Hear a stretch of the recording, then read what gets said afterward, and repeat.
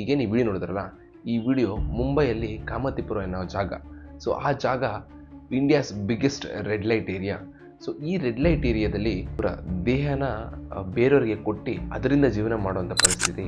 So ಇವತ್ತಿಗೂ ಈ ಕಾಮತಿಪುರ ಜಾಗದಲ್ಲಿ ಒಂದು ಮಹಿಳೆಯ ಬೆಲೆ ಏನು ಗೊತ್ತಾ, 150 ಇಂದ 200 ರೂಪಾಯಿ. ನೀವು ನೋಡ್ದಂಗೆ 2019 ಕೋವಿಡ್ ಬಂತು. ಕೋವಿಡಲ್ಲಿ ಟೋಟಲ್ ಇಡೀ ದೇಶನೇ ಲಾಕ್ಡೌನ್ ಆಯಿತು.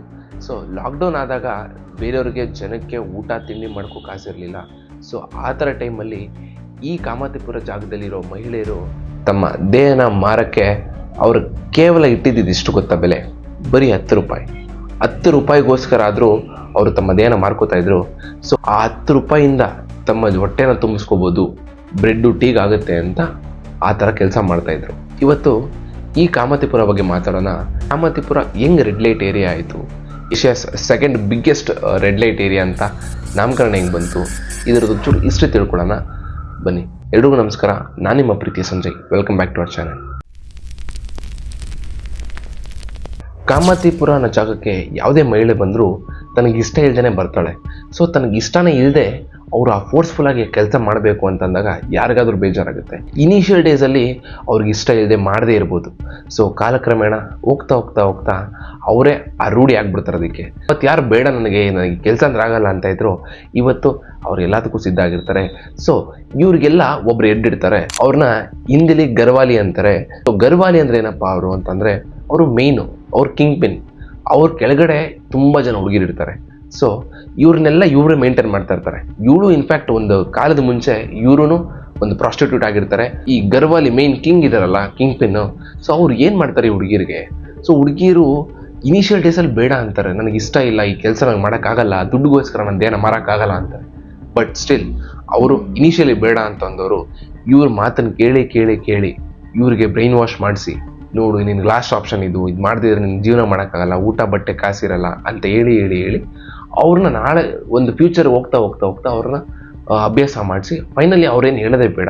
ಸೊ ಇವರೇ ಅದಂದೇ ಕಂಪ್ಲೀಟಾಗಿ ಇಳಿದುಬಿಟ್ಟಿರ್ತಾರೆ. ಸ್ನೇಹಿತರೆ, ಅಮೆರಿಕಾದವರು ಒಂದು ಸ್ಟಿಂಗ್ ಆಪರೇಷನ್ ಮಾಡ್ತಾರೆ ಈ ಕಾಮತಿಪುರ ರೆಡ್ ಲೈಟ್ ಏರಿಯಾ ಮೇಲೆ. ಸೊ ಅಲ್ಲಿ ಏನು ಗೊತ್ತಾಯ್ತಪ್ಪ ಅಂತಂದರೆ, ಯಾರಾದರೂ ಮಹಿಳೆ ನನಗೆ ಬೇಡ, ನನಗೆ ಇಷ್ಟ ಇಲ್ಲ, ನನಗೆ ಈ ಕೆಲಸ ಮಾಡಲ್ಲ ಅಂತ ಅಂದರೆ ಅವ್ರನ್ನ ತುಂಬ ತಿಂಗಳುಗಳ ಕಾಲ, ಸೊ ಆಲ್ಮೋಸ್ಟ್ ಅರೌಂಡ್ ಒಂದು 4 ಇಂದ 5 ತಿಂಗಳುಗಳನ್ನ ಆ ಹುಡುಗಿನ ಒಂದು ರೂಮಲ್ಲಿ ಕೂಡಾಕ್ತಾರಂತೆ. ಅದ್ರ ಜೊತೆಗೆ ಆ ರಾಡಲ್ಲಿ ಹೊಡೆದು ಅವ್ರಿಗೆ ತುಂಬಾ ಚಿತ್ರಹಿಂಸೆ ಕೊಟ್ಟು, ಇನ್ನೂ ಅವ್ರು ಒಪ್ಕೊಂಡಿಲ್ಲ ಅಂತ ಅಂದರೆ ಫೋರ್ಸ್ಫುಲಿ ಅವ್ರನ್ನ ಕರ್ಕೊಂಡೋಗಿ ಕೂರಿಸ್ತಾರಂತೆ ಕಸ್ಟಮರ್ ಜೊತೆ. ಆದಮೇಲೆ ಅವ್ರು ರೆಫ್ಯೂಸ್ ಮಾಡಿದ್ರೆ ಅವ್ರನ್ನ 6 ತಿಂಗಳಿಂದ 8 ತಿಂಗಳುಗಟ್ಟಲೆ ಕಾಲ ಒಂದು ಸಣ್ಣ ರೂಮಲ್ಲಿ, ಒಂದು ಸಣ್ಣ ಕೇಜಲ್ಲಿ ಕೂಡಾಕ್ತಾರೆ. ಆ ರೂಮಿಂದ ಅವ್ರು ಈಚೆ ಬರಲ್ಲ, ಅವ್ರ ಹೆಣ ಈಚೆ ಬರುತ್ತೆ. ಕಾಮತಿಪುರ 150 ವರ್ಷಗಳ ಹಿಂದೆ ಈ ಥರ ಇರಲಿಲ್ಲ. 1873 ನೀವು ಈ ಫೋಟೋಸ್ ನೋಡ್ಬೋದು ಯಾವ ಥರ ಇತ್ತು ಕಾಮತಿಪುರ ಅಂತ. ಸೊ ಈ ಥರ ಫೋಟೋಸ್ಗಳು ಎಷ್ಟು ರಿಚ್ ಆಗಿತ್ತು, ಎಷ್ಟು ಇದಾಗಿತ್ತು ಕಾಮತಿಪುರ. ಆಗಿನ ಕಾಲಕ್ಕೆ ಈ ಕಾಮತಿಪುರದಲ್ಲಿ ಯಾವುದೇ ಥರದ ಪ್ರಾಸ್ಟಿಟ್ಯೂಷನ್ ಹೌಸ್ ಆಗಲಿ ಮತ್ತು ಇನ್ನೊಂದಾಗಲಿ ಇರಲಿಲ್ಲ. ಸೊ ಇನ್ಫ್ಯಾಕ್ಟ್ ಅಲ್ಲಿ ನೀವು ಹೇಳಬೇಕು ಅಂತಂದರೆ ಪೋರ್ಚುಗೀಸು, ಡಚ್ಚು, ಫ್ರೆಂಚ್, ಬ್ರಿಟಿಷ್ ಅವರೆಲ್ಲ ಅಲ್ಲಿ ಚೆನ್ನಾಗಿ ಇದ್ದವರು. ಇಲ್ಲಿ ಚೈನೀಸ್ ಕೂಡ ಇದ್ದರು. ಸೊ ಚೈನೀಸ್ ಅವರು ತಮ್ಮ ಜೀವನನ ಸಾಗಿಸ್ತಾ ಇದ್ರು. ಈಗಲೂ ನೀವು ನೋಡಿದ್ರೆ ಶುಕ್ಲಾಜಿ ಗಲ್ಲಿ ಅಂತ ಒಂದಿದೆ ಅಲ್ಲಿ. ಸೊ ಆ ಗಲ್ಲಿಲಿ ಈ ಚೈನಾದವರು ಈಗಲೂ ಪ್ರೆಸೆಂಟ್ ಇದ್ದಾರೆ. ಈಗಲೂ ತಮ್ಮ ಆಚಾರ ವಿಚಾರಗಳನ್ನ ಅಲ್ಲಿ ಮಾಡ್ತಾರೆ. ಸೊ ಚೈನಾದಲ್ಲಿ ಏನೇನು ಆಚಾರಗಳು ಮಾಡಿಸ್ತಾರೋ ಅವರು ಈಗಲೂ ರೈಟ್ ನಾವು ಅಲ್ಲೂ ಆ ತಮ್ಮ ಆಚಾರಗಳನ್ನ ಮಾಡ್ತಾರೆ. ದೇವಸ್ಥಾನದ್ದಾಗಲಿ ಮತ್ತೊಂದಾಗಲಿ ಎಲ್ಲ ನಡೆಸ್ತಾರೆ. ಸೊ ಇದ್ರ ಹಿಸ್ಟ್ರಿ ಇನ್ನೂ ತಿಳ್ಕೋಬೇಕು ಅಂತಂದರೆ 1534 1534 ಇಯರಲ್ಲಿ ಸೊ ಮುಂಬೈ ಅಂತ ಹೆಸರೇ ಇರಲಿಲ್ಲ. ಸೊ ಮುಂಬೈ ಅಂತ ಒಂದು ಜಾಗನೇ ಗೊತ್ತಿಲ್ಲ. ಸೊ ಈ ಜಾಗದಲ್ಲಿ ಬರೀ ಒಂದು 6 ಇಂದ 7 ಐಲ್ಯಾಂಡ್ಗಳಿತ್ತು. ಪೋರ್ಚುಗೀಸು ಈ ಐಲ್ಯಾಂಡ್ಗಳಿಗೆ ಬಂದಾಗ ಮುಂಬೈ ಅನ್ನೋ ಜಾಗನೇ ಅಸ್ತಿತ್ವ ಇರಲಿಲ್ಲ. ಸೊ ಫಸ್ಟ್ ಟೈಮ್ ಅವರೇ ನೇಮ್ ಕೊಟ್ಟಿದ್ದು ಬಾಂಬೇಮ್ ಅಂತ. ಸೊ ಈ ಬಾಂಬೇಮ್ ಅಂದರೆ ಏನು, ದ ಗುಡ್ ಬೇ ಅಂತ. ಇದು ಪೋರ್ಚುಗೀಸ್ ಭಾಷೆಯಲ್ಲಿ ಅಂತ ಇದ್ದಿದ್ದು. 1661 ಪೋರ್ಚುಗೀಸಿನ ಒಂದು ರಾಣಿ ಮತ್ತು ಇಂಗ್ಲೆಂಡ್ನ ಒಂದು ರಾಜನಿಗೆ ಮದುವೆ ಆಯಿತು. ಸೊ ಆ ಮದುವೆ ಟೈಮಲ್ಲಿ ತನ್ನ ವರದಕ್ಷಿಣೆ ಥರ ಇಂಗ್ಲೆಂಡ್ ಅವರು ಬ್ರಿಟಿಷ್ಗೆ ಈ ಮುಂಬೈ ಅನ್ನೋದು ಲ್ಯಾಂಡ್ ಇದೆಯಲ್ಲ, ಸೊ ಅದನ್ನ ದಾನ ಥರ ಕೊಟ್ಟರು ಅವ್ರಿಗೆ. ಮುಂಬೈನ ರಾಜ್ಯ ಬ್ರಿಟಿಷ್ ಕೈಗೆ ಸಿಕ್ಕಾದ್ಮೇಲೆ ಸೊ ಗೊತ್ತಲ್ಲ ನಿಮಗೆ, ಬ್ರಿಟಿಷರು ರೂಲ್ ಮಾಡಿದ್ದು ಆ ರಾಜ್ಯನ ಬೆಳೆಸಬೇಕು. ಸೊ ಒಳ್ಳೇದು ಮಾಡಿದ್ರು ಕೆಟ್ಟದ್ದು ಮಾಡಿದ್ರು. ಸೊ ಆ ಜಾಗನ ಬೆಳೆಸೋಕೆ ಹೋಗಿ ತುಂಬ ಜನ ವರ್ಕರ್ಸ್ ಬೇಕಾಯಿತು. ಸೊ ಆ ಜಾಗ ಡೆವಲಪ್ ಮಾಡೋಕ್ಕೆ ತುಂಬ ಕಡೆಯಿಂದ ಜನ ಬಂದರು ಮತ್ತು ವರ್ಕರ್ಸ್ ಬೇಕಿತ್ತು. 1795 ತೆಲಂಗಾಣ ಸ್ಟೇಟ್ ಏನಿದೆ ಇವಾಗ, ಆಂಧ್ರ ತೆಲುಗು ಮಾತಾಡೋ ಜನ, ಸೊ ಆ ಜನನ ಕರ್ಕೊಂಬಂದು ಇಲ್ಲಿ ಲೇಬರ್ಸ್ ಆಗಿ ವರ್ಕ್ ಮಾಡಿಸಿದ್ರು. ಸೊ ಅವ್ರಿಗೆ ಒಂದು ಜಾಗ ಕೊಟ್ಟಿದ್ರು. ಸೊ ಆ ಜಾಗನೇ ಕಾಮತಿಪುರ. ಸೊ ಕಾಮಾತಿ ಅಂದ್ರೆ ಏನು ಗೊತ್ತಾ, ತೆಲುಗುಲಿ ಕಾಮಾತಿ ಅಂತ ಅಂದರೆ ಲೇಬರ್ಸ್ ವರ್ಕರ್ಸ್ ಕೆಲಸ ಮಾಡೋರನ್ನ ಕಾಮಾತಿ ಅಂತಾರೆ. ಸೊ ಅದಕ್ಕೆ ಈ ಮುಂಬೈಯಲ್ಲಿ ಕಾಮಾತಿಪುರ ಅಂತ ಅವ್ರಿಗೆ ಒಂದು ಜಾಗ ಕೊಟ್ಟು ಅಲ್ಲಿ ಇಡಿಸಿದ್ರು. ಈಗ ನೀವೇನು ನೋಡ್ತೀರಾ ಮುಂಬೈನ ಒಂದು ದೊಡ್ಡ ದೊಡ್ಡ ಪ್ಲೇಸ್ಗಳು, ದೊಡ್ಡ ದೊಡ್ಡ ಜಾಗಗಳು, ಬಿಲ್ಡಿಂಗ್ಗಳು, ಸೊ ಆ ಜಾಗನೆಲ್ಲ ಕಟ್ಟಿದ್ದು ಈ ಕಾಮಾತಿ ಜನಗಳೇ. ಯಾರಪ್ಪ ಅಂತಂದ್ರೆ ಈ ವರ್ಕರ್ಸು, ಲೇಬರ್ಸು. 1870 ಬ್ರಿಟಿಷರಿದ್ರು. ಬ್ರಿಟಿಷರು ಬೇರೆ ಫಾರಿನ್ ಕಂಟ್ರೀಸ್ ಜನನೆಲ್ಲ ಇಲ್ಲಿ ಕರ್ಕೊಂಡ್ಬಂದ್ರು ವರ್ಕ್ ಮಾಡೋಕ್ಕೆ, ಕೆಲಸ ಮಾಡೋಕ್ಕೆ. ಅವ್ರಿಗೆ ಇನ್ಸೆಂಟಿವ್ಸ್ ಕೊಟ್ಟು ಯಾಕೆ ಈ ಥರ ಮಾಡಿದ್ರು ಅಂದರೆ, ಫಾರಿನರ್ಸ್ ಇಂಡಿಯಾಗೆ ಬಂದು ಇಂಡಿಯಾದಲ್ಲಿ ಏನಾದರೂ ಬಿಸ್ನೆಸ್ ಡೆವಲಪ್ ಮಾಡಲಿ. ಸೊ ಅವರು ಆಪರ್ಚುನಿಟೀಸ್ ಕೊಟ್ಟರು ಫಾರಿನ್ ಜನಕ್ಕೆ. ನೋಡ್ತಾ ನೋಡ್ತಾ ನೋಡ್ತಾ ಮುಂಬೈ ಒಂದು ತುಂಬ ದೊಡ್ಡ ರಾಜ್ಯವಾಗಿ ಬೆಳೀತು. ಆಗಿನ ಕಾಲಕ್ಕೆ ತುಂಬ ದೊಡ್ಡ ದೊಡ್ಡ ಕಟ್ಟಡಗಳು ಮತ್ತು ಕನ್ಸ್ಟ್ರಕ್ಷನ್ಗಳು ಮಾಡಿದ್ರು. ಒಂದು ಫ್ಲರಿಂಗ್ ಸಿಟಿ ಆಗಿ ಬೆಳೀತು. ಈ ಥರ ನಡಿಬೇಕಾದ್ರೆ ಯಾವುದಾದ್ರೂ ಒಂದು ಸ್ಟೇಟ್ ಡೆವಲಪ್ ಆಗ್ತಾ ಇದೆ, ಯಾವುದಾದ್ರೂ ಒಂದು ಜಾಗ ಡೆವಲಪ್ ಆಗ್ತಾ ಇದೆ ಅಂದರೆ ಆಟೋಮೆಟಿಕಲಿ ಅಲ್ಲಿ ಬ್ರಾಥಲ್ ಹೌಸ್, ಪ್ರಾಸ್ಟಿಟ್ಯೂಷನ್ ಅಂತ ಏನಂತಾರೆ, ಸೊ ಅದು ಬೆಳೆಯೋಕ್ಕೆ ಸ್ಟಾರ್ಟ್ ಆಗುತ್ತೆ. ಯಾವುದೇ ಥರದಾಗಲಿ ಈಗಿನ ಕಾಲಕ್ಕೆ ನೀವು ತೊಗೊಂಡ್ರು, ನೀವು ಬೇರೆ ದೇಶಗಳನ್ನ ನೋಡ್ಬೋದು. ಬ್ಯಾಂಕಾಕ್, ಪಟಾಯ, ಆಂಬರ್ ಮತ್ತು ಈ ಆಮ್ಸ್ಟರ್ಡ್ಯಾಮ್, ಈ ಜಿಲ್ಲೆಗಳೆಲ್ಲ ನೋಡ್ಬೋದು. ಬೆಳೀತಾ ಇದ್ದಂಗೆ ಆಟೋಮೆಟಿಕಲಿ ಅಲ್ಲಿ ಪ್ರಾಸ್ಟಿಟ್ಯೂಷನ್ ಜಾಸ್ತಿ ಆಗುತ್ತೆ, ರೆಡ್ ಲೈಟ್ ಏರಿಯಾಸ್ಗಳು ಜಾಸ್ತಿ ಆಗುತ್ತೆ. ಸೊ ಅದೇ ಥರನೇ ಈ ಮುಂಬೈಯಲ್ಲೂ ಈ ಡೆವಲಪ್ ಆಗ್ತಾ ಆಗ್ತಾ ಆಗ್ತಾ ಪ್ರಾಸ್ಟಿಟ್ಯೂಷನ್ ಹೌಸ್ ಜಾಸ್ತಿ ಆಯಿತು. ಸೊ ಈ ಕಾಮಾತಿಪುರ ಅನ್ನೋ ಜಾಗ ಬೈ ಬರ್ತ್ ಇಲ್ಲ ಹುಟ್ಟಾಗಿಂದನೇ ಏನು ಪ್ರಾಸ್ಟಿಟ್ಯೂಷನ್ ಆಗಲಿ ಇಲ್ಲ ಮತ್ತೊಂದಾಗಲಿ ಅದನ್ನು ನಡೆದಿರಲಿಲ್ಲ. ಸೊ ಬ್ರಿಟಿಷರು ಇದನ್ನ ಬೇಕು ಅಂತ ಸ್ಟ್ರಾಂಗ್ ಆಗಿ ಇದನ್ನೇ ಮಾಡಲೇಬೇಕು ಅಂತಲೇ ಮಾಡಿದವರು. 1800 ಈ ಮುಂಬೈ ಏನಿದೆಯಲ್ಲ, ಈ ಮುಂಬೈಯಲ್ಲಿ ಎಷ್ಟೋ ಜನ ಫಾರಿನ್ ಕಸ್ಟಮರ್ಸ್ ಬರ್ತಾಯಿದ್ರು, ಫಾರಿನ್ ಇಂದ ಜನಗಳು ಬರ್ತಾಯಿದ್ರು. ಅದಲ್ಲದೆ ಬ್ರಿಟಿಷಿನ ಆರ್ಮಿಗಳನ್ನೂ ಅಲ್ಲೇ ಇಟ್ಟಿದ್ರು.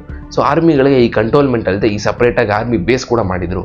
ಈ ಆರ್ಮಿಗಳ ಒಂದು ಏನು ಜನ ಇದ್ದಾರೆ, ಸೋಲ್ಜರ್ಸ್ ಇದ್ದಾರೆ, ಸೊ ಅವ್ರ ಎಂಟರ್ಟೈನ್ಮೆಂಟ್ಗೆ ಈ ಸರ್ಕಾರನ ಏನು ಮಾಡಿತ್ತು ಆಗಿನ ಕಾಲಕ್ಕೆ ಅಂತಂದರೆ ಪ್ರಾಸ್ಟಿಟ್ಯೂಟ್ಸ್ಗಳನ್ನ, ಬ್ರಾಥಲ್ಸ್ಗಳನ್ನ ಸೆಟಪ್ ಮಾಡಿ ಅವ್ರಿಗೆ ಸ್ಯಾಲ್ರಿ ಕೂಡ ಕೊಟ್ಟು ಅವರೇ ಮೇಂಟೈನ್ ಮಾಡ್ತಾಯಿದ್ರು. ಒಂದು ನಾರ್ಮಲ್ ಸರ್ಕಾರದ ಕೆಲಸ ಥರ ಸರ್ಕಾರದವ್ರು ನಡೆಸ್ತಾ ಇದ್ದಿದ್ದು. ಆ ಟೈಮ್ಗೆ ಬಿಳಿ ಕಲರ್ ಹುಡುಗಿರು, ವೈಟ್ ಸ್ಕಿನ್ ಗರ್ಲ್ಸು, ಸೊ ಈ ಥರದ ಹುಡುಗಿರನ್ನ ಹೈಯರ್ ಮಾಡಿಕೊಂಡು ಅವರು ಪ್ರಾಸ್ಟಿಟ್ಯೂಷನ್ ನಡೆಸ್ತಾ ಇದ್ದಿದ್ದು. ಈ ಬೆಳ್ಳಿಗಿರೋ ಹುಡುಗಿರಿದ್ರಲ್ಲ, ಸೊ ಅದಕ್ಕೆ ಅಂದ್ಬಿಟ್ಟು ಅದಕ್ಕೆ ಸಫೇದ್ ಗಲ್ಲಿ ಅಂತಾರೆ. ಸಫೇದ್ ಗಲ್ಲಿ ಅಂತಂದ್ರೆ ಏನಂತ ಕನ್ನಡದಲ್ಲಿ ಅಂತಂದರೆ, ಸಫೇದ್ ಗಲ್ಲಿ ಅನ್ನೋದು ಒಂದು ಹಿಂದಿ ವರ್ಡು.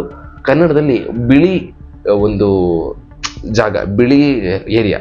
ಈ ಬ್ರಿಟಿಷ್ ಅವರೇ ಇಲ್ಲಿ ಕಾಸು ಕೊಟ್ಟು ಸ್ಯಾಲ್ರಿ ಕೊಟ್ಟು ಈ ಹುಡುಗಿರನ್ನ ಹೈಯರ್ ಮಾಡ್ತಾ ಇದ್ದವರು. ಲಾಸ್ಟಲ್ಲಿ 1860 ದಾಡ್ತಾ ಏನಾಯಿತು, ಈ ಮುಂಬೈನ ಲೋಕಲ್ ಏನಿದ್ದಾರೆ ಪ್ರಾಸ್ಟಿಟ್ಯೂಟ್ಗಳು, ಮುಂಬೈ ಲೋಕಲಲ್ಲಿ ಇದ್ರು, ಅವರೆಲ್ಲ ಇಲ್ಲಿಗೆ ಜಂಪ್ ಆದರು. ಇಲ್ಲೇ ಅವರ ತಮ್ಮ ಕೆಲಸಗಳನ್ನ ಸ್ಟಾರ್ಟ್ ಮಾಡಿಕೊಂಡ್ರು, ಇಲ್ಲೇ ತಮ್ಮ ಮನೆಗಳನ್ನ ಹಿಡ್ಕೊಂಡ್ರು. ಅಲ್ಲದೆ ಈ ಮುಂಬೈಯಲ್ಲಿ ತುಂಬಾ ಬಿಸ್ನೆಸ್ ಡೆವಲಪ್ ಆಗ್ತಾ ಇತ್ತು.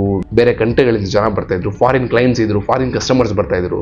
Sex tourism capital of the world ಆಯಿತು ಈ ಕಾಮಾತಿಪುರ ಜಾಗ. ಬ್ರಿಟಿಷ್ ಅವರು ಕಾಲಕ್ರಮೇಣ ಇದನ್ನ ಲೀಗಲ್ ಮಾಡಿದ್ರು. So legal for only soldiers, ಅವ್ರ ಸೋಲ್ಜರ್ಸ್ಗಳೇನಿದೆ ಅವ್ರಿಗೆ ಮಾತ್ರ ಲೀಗಲ್ ಮಾಡಿದ್ರು. ಸೊ ಆಲ್ಮೋಸ್ಟ್ 1,000 ಸೋಲ್ಜರ್ಸ್ಗಳಿಗೆ ಅವರು ಸಪ್ರೇಟಾಗಿ ಹುಡುಗಿರು ಎಷ್ಟು ಇಕ್ಕಿದ್ರಂತ 15-18 ಜನ ಹುಡುಗಿರು ಇಕ್ಕಿದ್ರಂತೆ. ಸೊ ಈ ಒಂದು ರೆಕಾರ್ಡ್ಸ್ ಪ್ರಕಾರ ಇದರಲ್ಲಿ 700-800 ಜನ ಸೋಲ್ಜರ್ಸು ಈ ಒಂದು ಫೆಸಿಲಿಟೀಸ್ನ, ಈ ಒಂದು ಹುಡುಗಿದ ಎಂಟರ್ಟೈನ್ಮೆಂಟ್ ಏನಿದೆ ಆ ಫೆಸಿಲಿಟೀಸ್ನ ಯೂಸ್ ಮಾಡ್ಕೋತಾ ಇದ್ರಂತೆ. ಸೊ ಯೂಸ್ ಮಾಡ್ಕೋತಾ ಇದ್ದಂಗೆ ಒಬ್ಬೊಂದು ಮಹಿಳೆ ಒಂದು 25-24 ಜನಗಳ ಜೊತೆ ಮಲ್ಕೋಬೇಕಿತ್ತು. ಸೊ ಇವರು ಎಲ್ಲೇ ಹೋದ್ರು ಅವ್ರ ಜೊತೆನೇ ಇರ್ತಾಯಿದ್ರು. 24/7 ಈ ಹುಡುಗಿರು ಏನಿದಾರಲ್ಲ, ಈ ಸೋಲ್ಜರ್ಸ್ಗಳನ್ನ ಆಸೆ ತೀರಿಸೋರು, ಅವ್ರ ಮೇಲೆ ಪ್ರತಿದಿನ ಕಣ್ಣಿಗ್ತಾಯಿದ್ರು ಒಬ್ಬ ಸೋಲ್ಜರ್ಸು. ಯಾಕಂತಂದರೆ ಈ ಹುಡುಗಿರು ಬೇರೆಯವ್ರಿಗೆ, ಬೇರೆ ಔಟ್ಸೈಡ್ ಜನಗಳಿಗೆ ತಮ್ಮ ದೇಹನ ಮಾರ್ಕೊಳ್ಳೋ ಥರ ಇರಲಿಲ್ಲ. ಸೊ ಇವರು ಸ್ಪೆಷಲಿ ಮೇಡ್ ಫಾರ್ ಸೋಲ್ಜರ್ಸ್ ಆ ಥರ ಇದ್ದರು. ಸೊ ಇಷ್ಟು ಬ್ರೂಟಾಲಿಟಿ, ಇಷ್ಟು ಹಿಂಸೆ ಕೊಟ್ಟು ಸೋಲ್ಜರ್ಸ್ಗಳು ಈ ಥರ ಬ್ರಿಟಿಷ್ ಅವರು ಮಾಡಿದ್ದಿದ್ದರಿಂದ ಇದ್ರಲ್ಲಿ ಏನಪ್ಪ ಅರ್ಥ ಆಯಿತು ಅಂತಂದರೆ, ಈ ಹುಡುಗಿರೇಂದ್ರು ಅವರು ಪರ್ಮನೆಂಟ್ ಸ್ಲೇವ್ ಆಗಿಬಿಟ್ಟಿದ್ರು ಬ್ರಿಟಿಷ್ಗಳಿಗೆ.